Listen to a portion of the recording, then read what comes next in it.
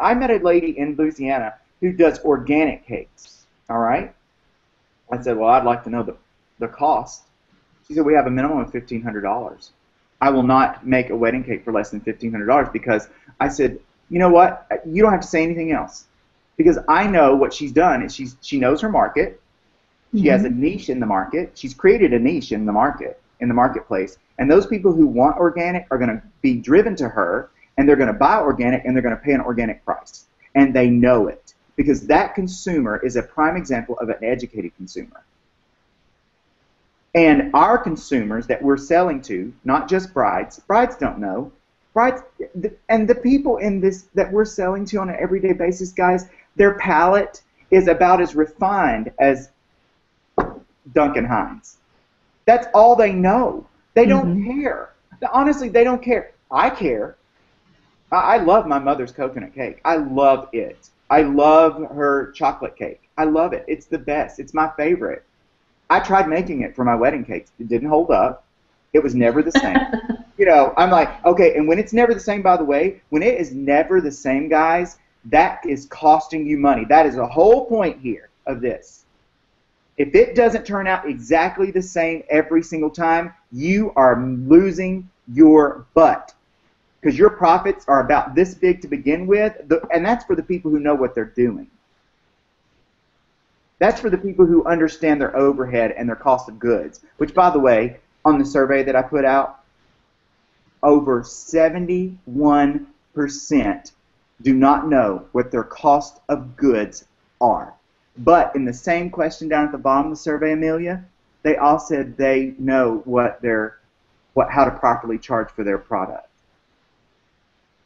No, you don't. If you don't know what your cost is, how are you going to price your product appropriately? That's true.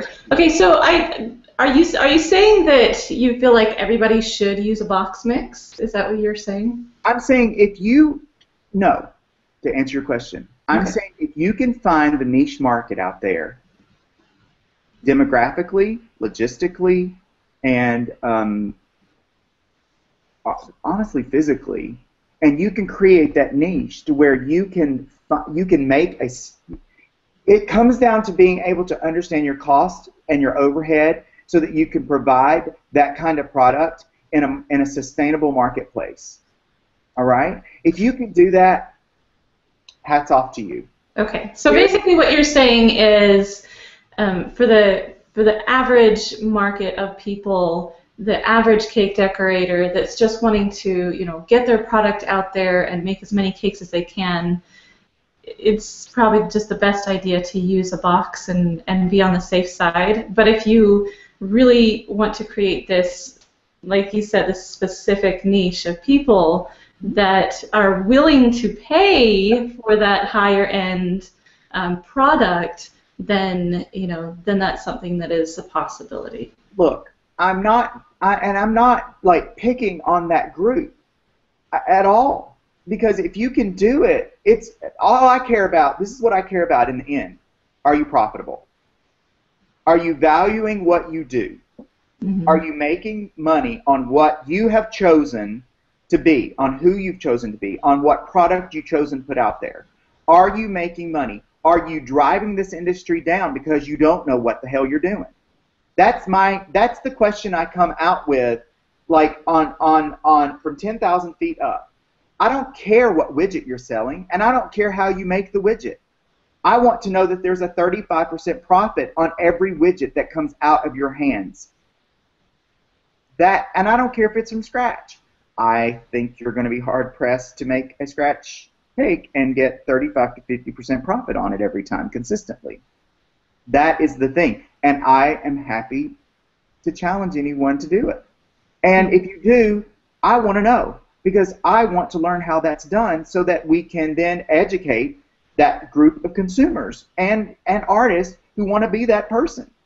Well, and there are some great ways out there in the industry that are well known for taking a box mix and making it amazing, and just as good as the from scratch. It really, honestly, they have developed such amazing products that, and by the way, I don't get anything from any of them. You can't even get So you can't even buy Duncan Hines, wholesale. You have to buy it through a retailer. And Pinnacle Foods will send you coupons, by the way. I probably shouldn't. They'll send you a free coupon. Just saying. Because I'm living proof. I mean, I've done some scratch cakes. I've done lots of scratch cakes. I've even taken clients on that really want a scratch cake. I don't tell them it's boxed. It never comes up, honestly. It's a cake in front of them. They taste it. They like it. I sell it. All right? And I sell it for what it costs, and so that I can make a living. So and I have sold scratch cakes, but there's a charge to it. There's an upcharge to that. It can't be $3.25. By the way, holy crap. Nobody that is watching this, I don't care who you are, I don't care what level you're at, if you're selling a cake, there is not a cake out there, well, there's a few exceptions because some of the things you guys are putting out there is crap, but there's really not a cake out there that is not worthy of $4 to $4.50 a serving. There's not. If you're a professional cake baker, designer, whatever, and you've even had a class, one Wilton class, a 2 Wilton class, or a private classroom, you better be charging $4.25 minimum for anything you're producing. Okay, so how do you address those people because this is a question that has just come up in our chat, is how do people in rural areas charge for this? Y'all, I hear that all the time. I know. The thing is, I'm in a rural area. I grew up in a rural area. I grew up in a town of 5,000 people. But guess what? Within an hour of my area, and most areas,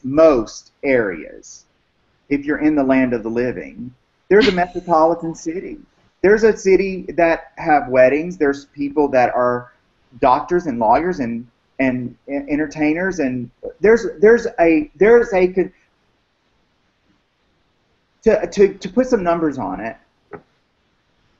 I just did a research study in this country in 5 areas of the country, in each corner and in the Midwest, and the average wedding cake this is on average too, okay, and I've got specific numbers, but on an average, what I found was there's less than 5% of the people out there that are planning weddings and are paying for weddings, and they usually run from about $25,000 up to about $38,000 is the average wedding around this country. That's the average wedding. So that's got all of the platinum weddings and all of the hee-haw weddings is what I call them. So you've got all of those mixed in there, but less than 6% of the people that are spending money on a wedding cake or dessert in this country spend more than $1,000. Less than 6% spend more than $1,000 on a cake. 5 to 8% spend between $700 and $900, and the majority of the consumers that are purchasing custom cakes and desserts are in that market of between $500 and $700, $450 to $700. So what that tells me is that none of us who are custom cake designers who are providing a product, custom cake means it's a product you can't get at the supermarket. It's a product that they're doing for a special occasion, a celebration, or something that has emotional attachment to them. That's why they want it to be special. That's why they want it to be, that's why they're willing to pay more. And so it's what you can't get in your supermarket in that rural area. You've got to go to somebody that's under cottage law, or somebody that's baking from home that's been skilled, that's been taught, that's been trained to construct a cake that is tiered, or to make gum paste flowers, or to do royal piping, because they can't get that at their supermarket. And by the way, there's people out there every day in these rural areas that make money and then drive to the metropolitan cities even 100 miles just to go shopping for a day. So I don't want to hear that excuse anymore. It's an excuse. It's an excuse. And if you're not doing it, like if you're not successful in your area, it's time to say when. And if you can't hold yourself apart in a way, in a thoughtful way that people are drawn to you to pay whatever it costs for you to charge, then it's time to stop. That's the point on that. If you can't charge what it costs, why the heck are you doing it? And if you are okay with that, then be quiet. I don't want to hear it. Stay off Facebook. Stop criticizing me. No, I'm serious. Stop criticizing me. Stop criticizing people like me out there that are, I can't charge that because I'm in a rural area. Then stop doing cakes. Because I have sold cakes in rural areas my entire career. And the way I do that is that I put a product out there that they can't say no to. I set myself apart from anything they can find anywhere else, and that's the key in this industry. And it changes by season. It changes by season, it changes by wedding show, it changes by cake show, because there is something new and something shiny just around the corner that everyone is doing. Right now it's wafer flowers. Last year it was lace, and the year before that was burlap, and all. There's something new and something shiny, and you've got to stay commercially relevant, and you've got to know your cost of doing business, which encompasses a lot of things. Yeah. I mean, and by the way, you know, I say this, BMW don't change their prices just because you can't afford it. Think about that. You walk into a BMW or Mercedes dealership and you say, I want a BMW. Well, this is the cost. You can haggle with them a little bit, but ultimately you're going to pay whatever it is that it costs to get a BMW, right? Mm-hmm. They're not going to change their prices because you can't afford it. And those type of cars, including Ford, Ford too. Ford was one of the people in the industry a few years back during the recession that didn't have to be bailed out. And they didn't have to be bailed out by the federal government because they did not compromise on the quality of their product, that they were very, very clear about what it cost to produce and what it cost to sell.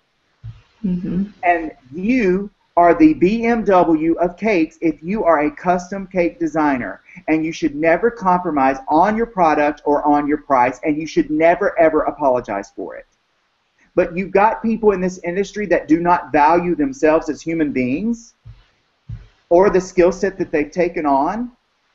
So if they don't value themselves, how in the hell are they going to value their product that they're trying to sell to consumers that are uneducated?